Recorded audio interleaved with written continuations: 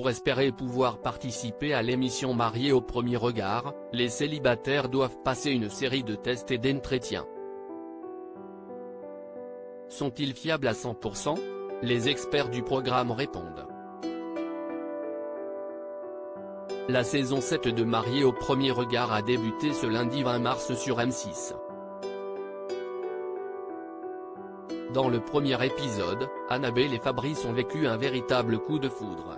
Une rencontre qui donne de l'espoir pour la suite de l'expérience. Ils font partie des 14 célibataires qui ont été choisis cette année pour se marier à l'aveugle. Ces candidats rêvent tous de s'engager, mais ils n'arrivent pas à trouver l'amour.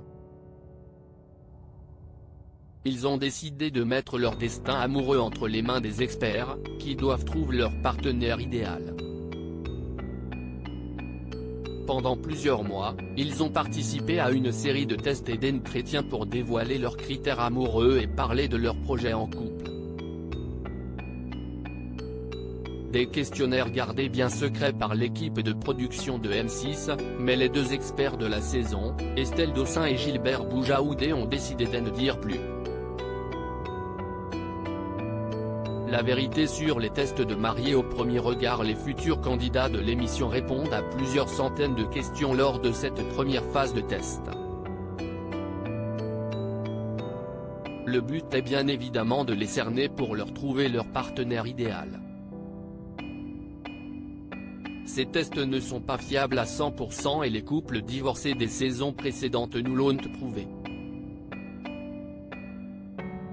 L'efficacité d'un test ne repose que sur l'authenticité des réponses qu'on y apporte, a expliqué Estelle Dossin, avant d'ajouter, si les participants, en s'inscrivant, en faisant les tests essayent de cacher les choses ou de se montrer sous leur meilleur jour, nous, on a des réponses erronées.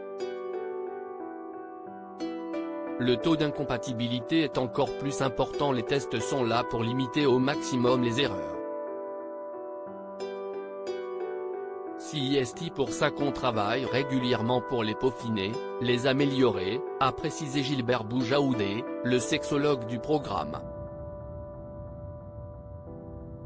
Si le taux de compatibilité d'un couple est mis en avant dans l'émission, les experts ne prennent pas à la légère le taux d'incompatibilité, qui peut jouer sur l'avenir d'un couple. Ce que l'on observe avec l'expérience des années, plus les pourcentages restants sont restreints, plus les personnes qui se marient vont avoir des caractéristiques qui sont résistantes au changement. Si est là que Gilbert et moi, on intervient parce qu'il faut les faire sortir de l'ornière, pour dépasser ce qui pourrait être un problème, en finalement un obstacle, a expliqué l'experte de M6. À lire aussi du jamais vu dans Mariés au premier regard, les experts enfreignent une règle du programme.